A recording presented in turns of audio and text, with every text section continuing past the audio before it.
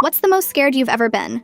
My friend Chloe begged me to watch her boutique while she went to court to get a restraining order against Wilson, the employee she'd fired last week after he attacked her. I got to the shop at 9 and Chloe was already a nervous wreck, showing me how to lock the door from inside and where the panic button was under the register. She said Wilson didn't know about the court hearing today but to keep the door locked anyway, and only let in customers who knocked. Her hands were shaking as she gave me the keys and said she'd be back by noon at the latest.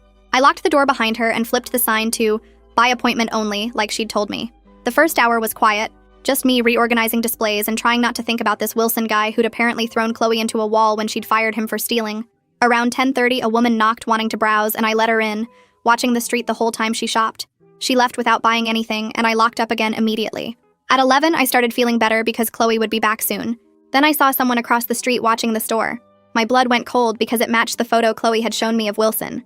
I texted Chloe asking when she'd be done but got no response. Probably couldn't have her phone on in court.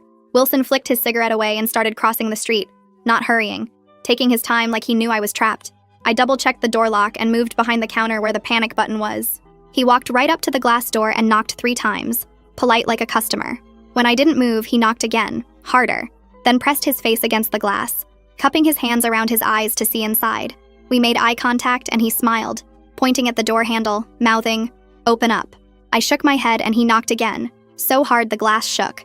Then he held up something and my stomach dropped because it was Chloe's wallet. He pointed at it, then at the door, still smiling. I pulled out my phone to call 911, but he shook his head and held up his other hand with Chloe's car keys, jangling them. He mouthed, "She's hurt," and pointed down the street, then back at the door. I was frozen, not knowing if he'd actually done something to Chloe or if he'd stolen her stuff. But then he pulled out his phone and showed me a photo through the glass, and I couldn't breathe because it was Chloe's car with the windshield smashed. He backed up a few steps and I thought maybe he was leaving, but then he pulled a crowbar from inside his hoodie and swung it at the door. The glass cracked but didn't shatter. He hit it again and the crack spread further. I pressed the panic button but had no idea how long security would take. He kept hitting the glass, each blow making the cracks bigger, chunks starting to fall inside.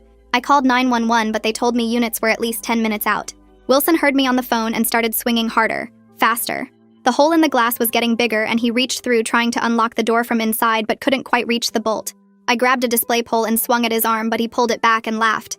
He went back to smashing with the crowbar and now half the door was gone. I ran to the back office looking for another exit but there was only the front door and a window that was painted shut. When I came back, Wilson had cleared enough glass to step through and was climbing into the store.